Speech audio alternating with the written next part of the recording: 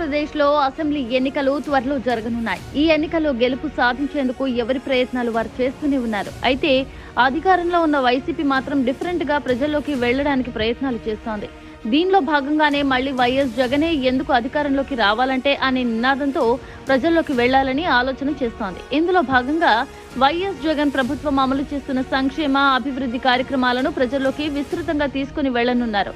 YS Jagan తిరిగి అధికారంలోకి వస్తేనే ఆ కార్యక్రమాలు ముందుకు సాగుతాయని వారు వివరించనున్నారు. దాంతోపాటు టీడీపీ జనసేన కూటమి అధికారంలోకి వస్తే ఆ పథకాలు ఆగిపోతాయని కూడా ప్రజలకు చెప్పాలని అనుకుంటున్నారట. 3 సిద్ధం సభల ద్వారా కార్యకర్తల్లో ఉత్సాహం నింపిన వైఎస్ జగన్ ఎన్నికల వ్యూహంపై సీరియస్ నాయకులతో చర్చించారు. రాప్తాడు సిద్ధం సభ అనూహ్యమైన విజయం సాధించింది.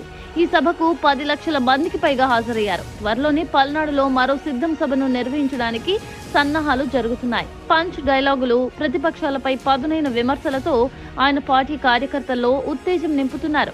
అంతేకాదు, ఈ ఎన్నికల్లో విజయం సాధించడానికి జగన్ ఈసారి తన తండ్రి వైఎస్ రాజశేఖర రెడ్డి బాటలోనే నడవనున్నట్లు సమాచారం. ఉమ్మడి ఆంధ్రప్రదేశ్ రాష్ట్రంలో 2004లో జరిగిన ఎన్నికల్లో ఎన్నికల ప్రణాళికను ఆయన ప్రకటించారు.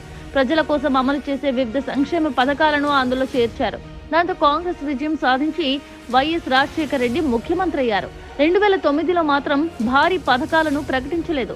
కాంగ్రెస్ అధికారంలోకి వస్తే ఆ పథకాలు కొనసాగుతాయని చెప్పి విజయం సాధించారు. ఇప్పుడు జగన్ కూడా అదే ఫార్ములా ఫాలో అవ్వాలని అనుకుంటున్నారట.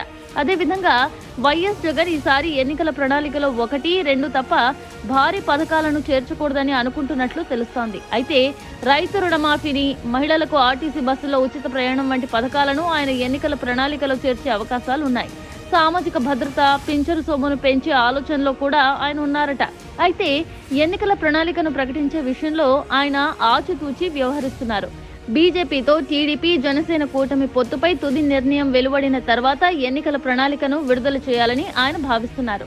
వైఎస్ జగన్ తిరిగి ఎందుకు రావాలనే విషయంపై ప్రాంతీయ స్థాయిలో సభలు, సమావేశాలు ఏర్పాటు చేసి ప్రభుత్వం అమలు చేస్తున్న సంక్షేమ అభివృద్ధి పథకాలపై వివరించనున్నారు. దాంతోపాటు జగన్ తిరిగి అధికారంలోకి వస్తేనే ఆ పథకాలు కొనసాగుతాయనే విషయానికి ఎక్కువ ప్రాధాన్యం ఇవ్వనున్నారు. మరి తండ్రి బాటలో అడుగులు వేస్తున్న జగన్ కి విజయం ఖాయమని పార్టీ నేతలు భావిస్తున్నారు. మరి ఏం జరుగుతుందో చూడాలి.